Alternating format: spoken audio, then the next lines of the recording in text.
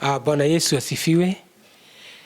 Ni siku nyingine nzuri, kanisa la Kristo tumekutana ili tuwe na wakati wa kumwabudu Mungu na pia kusikiza neno la Bwana.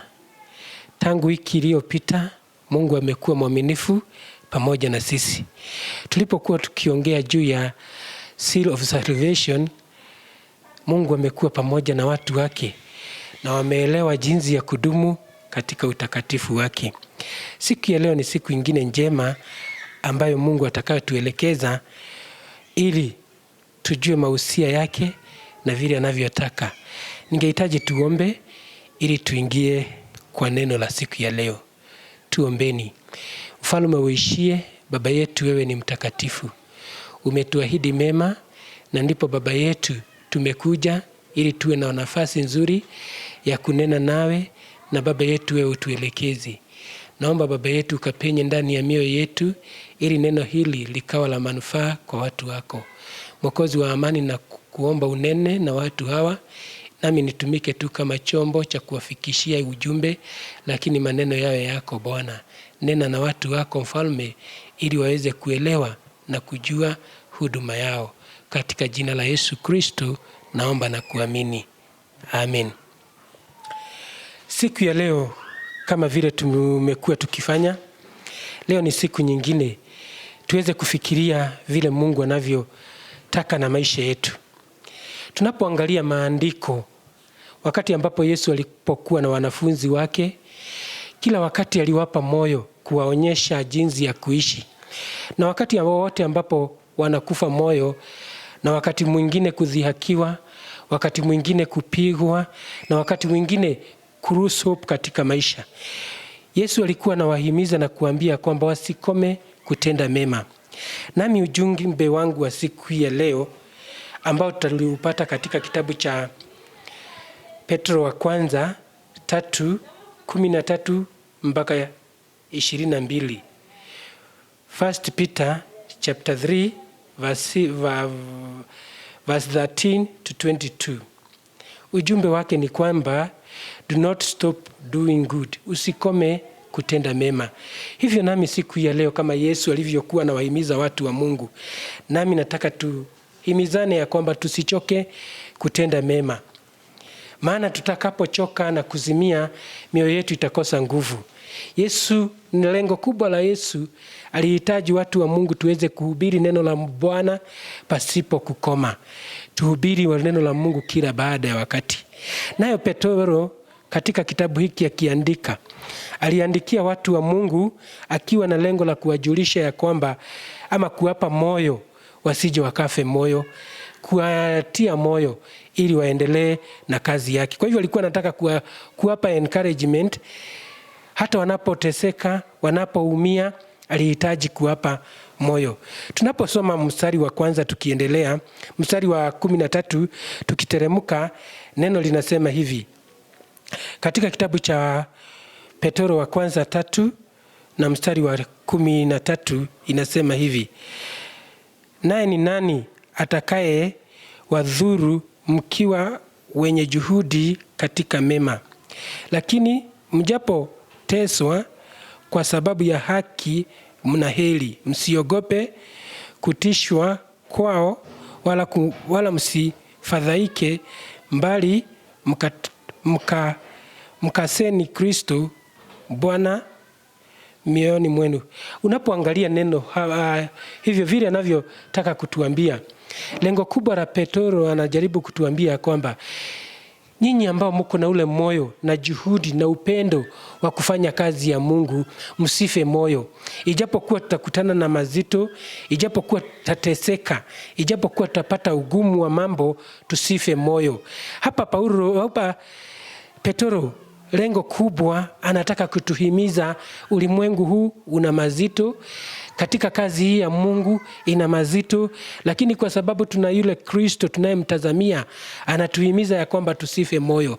Hivyo nami siku ya leo, kanisa la Kristo, nataka kuambia kwamba kazi ya Mungu ni nyingi, tusije tukafa moyo kwa sababu tuna yule anayetutazamia.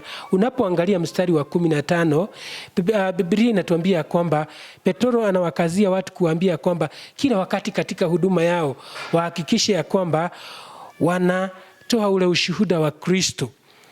Wawe na nguvu ya kutoa ule ushuhuda wa Kristo, na pia wakiangalia sana katika unyenyekevu wote, kama vile tunavyosoma huo mstari wa 15 unasema hivi: muwe tayari siku zote kujibu kila mtu aulizaye habari za tumaini lililo ndani yenu, lakini kwa upole na kwa moyo wa hofu.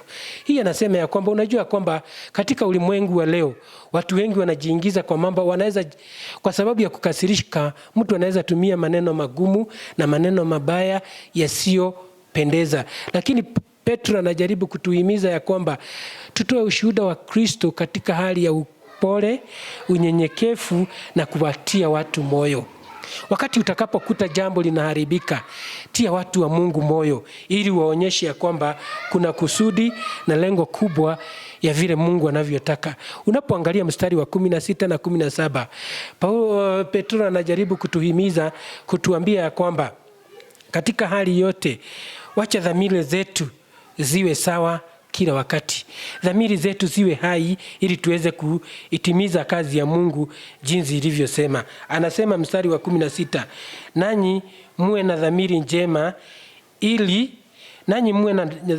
njema ili katika neno hili mlilosingiziwa. Yani anasema ya kwamba tuwe na nia njema kwa hili neno ambalo lilitiwa ndani yetu, ili tuweze kufundisha watu wa Mungu kuhusu yaliyo mazuri. Ijapokuwa tunaweza kuta na watu watatu criticize kwa mambo haya, kwa neno hili, tusife moyo. Basi kila wakati dhamiri zetu zikiwa sawa, tutaweza kujibu watu wa Mungu yale mambo yanayohitajika, yale mambo yakiwa zuri. Dhamiri ni ile jambo la ndani linaloonyesha ya kwamba unafanya makosa, unaenenda na njia isiyo nzuri, lakini zikiwa sawa, kila jambo litakuwa nzuri la kutupendeza. Mstari wa 18 na 20 anatuambia kwamba anaongea juu ya wokovu. Angalia mstari wa 17, mstari wa 18, neno linasema hivi: kwa kuwa Kristo aliteswa mara moja kwa ajili ya dhambi, mwenye haki kwa ajili ya wasio haki. Hivi nataka kutuonyesha kwamba kwa sababu Kristo aliteswa kwa sababu yetu, wakati ambapo alikuwa hana dhambi, lakini sisi akateswa ili sisi tuweze kuokolewa. Lengo kubwa hapa, neno kubwa hapa ni kwamba sisi tuokolewe. Tukishaokolewa tutaweza kutimiza ahadi na mpendo wa Mungu. Yesu mwenyewe lengo lake alipoona ya kwamba mwanadamu amepotea, ilibidi aje ateseke, aangamie ili sisi tuweze kuokolewa. Hivyo ni kutuonyesha ya kwamba kila kusudi la mwanadamu ni aokolewe ili amweze kumwona Mungu. Alipitia njia ile ili sisi tuweze kuokolewa. Unapoangalia verse 21 na 22, himizo kubwa hapa anajaribu kutuambia kwamba tuwe na confidence, evidence, tuwe na ile uhakika ya kwamba huyu Yesu, imani hii tutaipata katika jambo lolote. Lengo kubwa hapa ni kutuonyesha ya kwamba chochote tunachokifanya tujue ya kwamba tusichoke kutenda mema. Mimi na wewe tusichoke kutenda mema. Ijapokuwa tutadhihakiwa, ijapokuwa tutaudhiwa, tusije tukatende dhambi. Basi kuna faida. Kuna faida za mtu anayetenda mema. Ikiwa tutatenda mema, tuko na faida. Na faida moja ambayo tunayoipokea wakati ambapo tunatenda mema ni kuwa na ujasiri. ujasiri wa kufanya kazi ambao unayoifanya, kama vile tumesoma mstari wa 13 na 14, Yesu akisema ya kwamba Petro anawahimiza watu wa Mungu ya kwamba wawe na ujasiri, kwa sababu kuna kile watakachokipokea. Watapokea the reward, ama watapokea taji after kushinda. Hivyo ni kusema ya kwamba tukishafanya haya yote, tukisha kuwa na ujasiri, tuko na faida, kwa sababu ya kwamba uko na ujasiri kujua ijapokuwa ninateseka nikiwa hapa duniani, niko na faida nitakayoipata. Mimi na wewe tuna faida tunayoigojea. Tukisha kubali kutenda yaliyo mema, tukisha kubali kuwa na ujasiri. Kwa hivyo benefit ya kwanza ya mtu ambaye anayetenda mema ni kuwa na ujasiri. Jambo la lingine lile linalotuonyesha ya kwamba tutakapong'ang'ana kudumu katika Bwana ni ile kujua ya kwamba tuendelea kukua kiroho. Tutaendelea kukua kiroho na hisia zetu zitakuwa sawa, na pia tutakuwa na ile imani kujua ya kwamba kuna yule tunayefanyia kazi. Tutakuwa pia na self control. Mtu ambaye ako na self control ni kumaanisha ya kwamba amekuwa kiroho. Anapotukanwa, anapoambiwa mambo yale mengine, ako na jambo anajua ya kwamba kwa sababu niko na ndani yangu, niko na roho ambaye ananiongoza. Hivyo ni kusema ya kwamba kila wakati nia yangu ni kulenga msalabani. Wakati ambapo Yesu alisema ya kwamba tuangalie msalaba ili tuweze kushinda. Kwa sababu mambo haya yote yajapopita, kile tutakapo kujua Yesu ako na haja na zile roho ambazo zinakuwa. Na tutakuwa kiroho namna gani? Kwa kutenda yampasayo Mungu. Ikiwa hatutakufa mioyo. Ukishafanya jambo nzuri, umekuja kanisani kuwa na wakati wa kuifagia, ukawa na wakati wa kuhakikisha ya kwamba watu wamekaa vizuri, kuhimiza watu wale wamekufa moyo, kuwatazama walio wagonjwa, kuenenda kutazama wale ambao ni wahitaji. Hilo ndio kuoneshana ya kwamba tunakuwa kiroho. Kwa hivyo utakapoambiwa usifanye kazi ile, kumbuka ya kwamba Yesu mwenyewe anatuhimiza ya kwamba tufanye kazi hii pasipo kufa moyo, kwa sababu tuna kile ambacho tunachokigojea.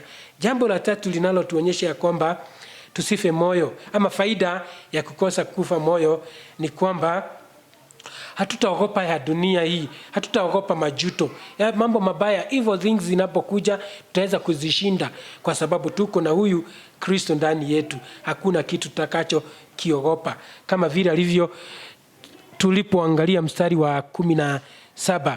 Mstari wa 17 alisema hivi: maana ni afadhali kuteswa kwa kutenda mema, ikiwa ndivyo mapenzi ya Mungu, kuliko kwa kutenda mabaya.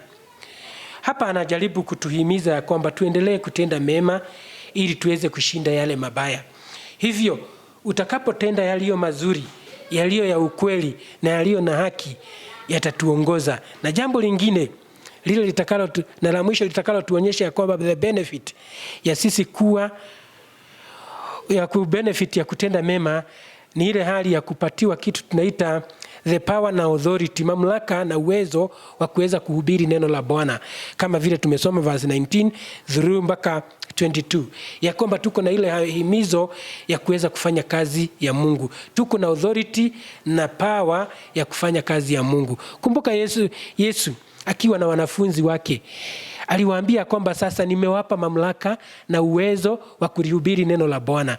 Hivyo na sisi katika maisha haya tutaweza kulihubiri neno la Mungu popote pale. Twende kwa magereza, twende kwa nchi, ulimwengu wote, kuhakikisha watu wote wameokolewa, ambayo ndio ilikuwa target ya Yesu Kristo, ya kwamba ulimwengu uokolewe ili furaha ya ile ambayo wako nayo mbinguni sisi tukaweze kuipata. Kwa hivyo katika mambo hayo, lililo kubwa hapa ni kujua ya kwamba tusichoke kufanya kazi ya Mungu.